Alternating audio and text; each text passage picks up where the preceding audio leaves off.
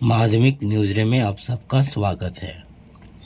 पाठ 3 life science class 10 जीवन की निरंतरता 2020 में एक प्रश्न आया है।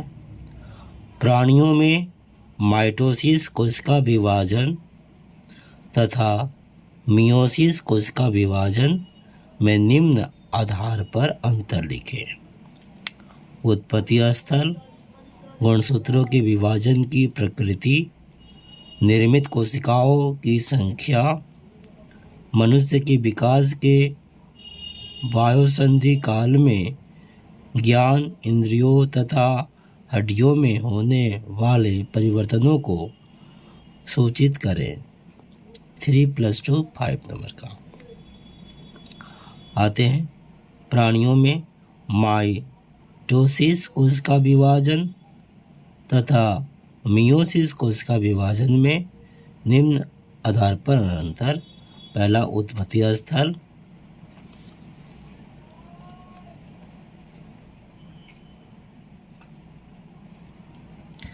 दूसरा गुणसूत्रों के विभाजन की प्रकृति, तीसरा निर्मित कोशिकाओं की संख्या।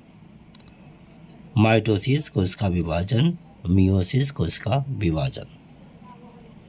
उत्पत्ति स्थल, यह शरीर के सभी कायिक कोशिकाओं में होता है। माइटोसिस कोशिका विभाजन शरीर के सभी कायिक कोशिकाओं में होता है, सोमेटिक सेल में होता है। मियोसिस कोशिका विभाजन यह जनन कोशिकाओं में होता है, रिप्रोडक्टिव सेल्स में, जनन कोशिकाओं में होता है। तो भैया उत्पत्ति स्थल में क्या लिखेंगे? माइटोसिस जो है याद करने के लिए आप ऐसे याद कर सकते हैं। माइटोसिस यह शरीर के सभी कायिक कोशिकाओं में होता है और यह जनन कोशिकाओं में होता है। ठीक है। गुणसूत्रों के विभाजन की प्रकृति, गुणसूत्र के विभाजन की प्रकृति, इस विभाजन से उत्पन्न पुत्री कोशिकाओं में गुणसूत्रों की संख्या मातृ कोशिका में उपस्थित गुणसूत्रों की संख्या के बराबर ही रहती है। इस विभाजन से तो ये हुआ माइटोसिस। मियोसिस में इस विभाजन से उत्पन्न पुत्री कोशिकाओं में गुणसूत्रों की संख्या मातृ कोशिकाओं में उपस्थित गुणसूत्रों की संख्या की आधी होती है। तो संख्या के बराबर ही रहती है और संख्या की आधी होती है। बाकी जो यहाँ पर है वही यहाँ पर है, पूरा का पूरा की आधी होती है, के बराबर होती है। अब इसे ही समझ लें और ये अगर याद हो रहा है तो इसे भी लिख देंगे। जैसे माइटोसिस कोशिका विभाजन में बोल रहा हूँ, इस विभाजन से उत्पन्न पुत्री कोशिकाओं में गुणसूत्रों की संख्या मातृ कोशिका में उपस्थित गुणसूत्रों की संख्या के बराबर ही रहती है। याद हो गया? मुझे पता है कि आधी होती है।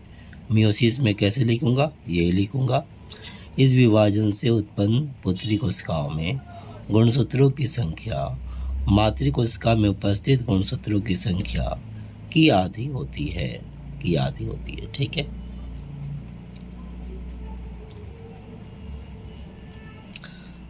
निर्मित कोशिकाओं की संख्या तो 1 2 हो गया। तीसरा, इस विभाजन में एक मातृ कोशिका से 2 पुत्री कोशिकाएं उत्पन्न होती है।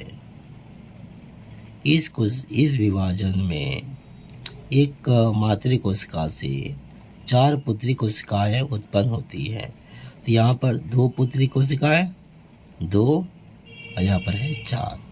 तो बाकी सब वही है जो यहाँ पर है। अगर ये इस तरह से याद हो जाएगा तो आप इसमें 4 ले देंगे, इसमें 2, माइटोसिस में 2, मियोसिस में 4। ठीक है। इधर आधी होती है, इधर 4 हो जा रहे हैं, बराबर होती है, 2 होती है। और ये हुआ आपका कायिक कोशिकाओं में, और ये हो गया आपका जनन कोशिकाओं में। अंतर हो गया। तो ये पहला हो गया। दूसरा, मनुष्य के विकास के वयोसंधि काल में ज्ञान इंद्रियों तथा हड्डियों में होने वाले परिवर्तनों को सूचित करें। मनुष्य के विकास के वयोसंधि काल में होने वाले परिवर्तन। ज्ञान इंद्रियों में आँख से दिखना कम हो जाता है, अंत में दिखाई देना बंद भी हो जाता है। कान से कम सुनाई देता है, त्वचा में झुर्री पड़ने लगता है।